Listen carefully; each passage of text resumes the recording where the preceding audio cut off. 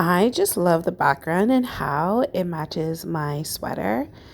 I'm just relaxing because you know what? I'm going to do my favorite thing, looking at Korean skincare. So I always go to this place. It's like an hour away from my house, but I was dropping my mom home and I just love looking at Korean skincare. And I just love to go to the different grocery stores because it just inspires me when I have to create stuff for my Etsy shop. So one of the things I'm going to be creating is beauty templates for different creators who have like spas, who do like skincare, who have a beauty brand. They always are looking for templates because they need to be posting and stuff like that. So I want to show you what I came up with. Oh, this is my favorite. I love the snail gel thing. It's so good. Anyways, so I am going to show you what I created. Take a look. So first off, before I started creating anything, I wanted to see if this is a well-searched item. So are people looking for this? Do people want to buy this? Lots of bestseller tags, lots of people who have these in their carts.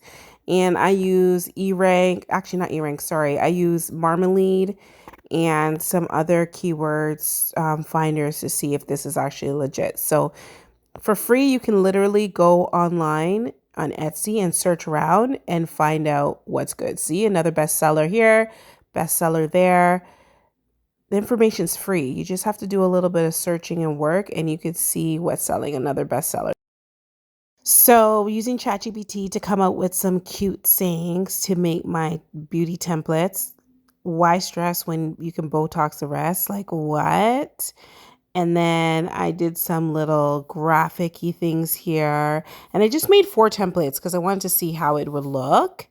And this is just me adding the templates, making it look all cute. But there's so much you can do on ChatGPT and Midjourney. So I just wanted to go into detail to show you that I wanted some of the models to have vitiligo. I wanted them to be really dark and just to be something different. Also, I wanted to show you something.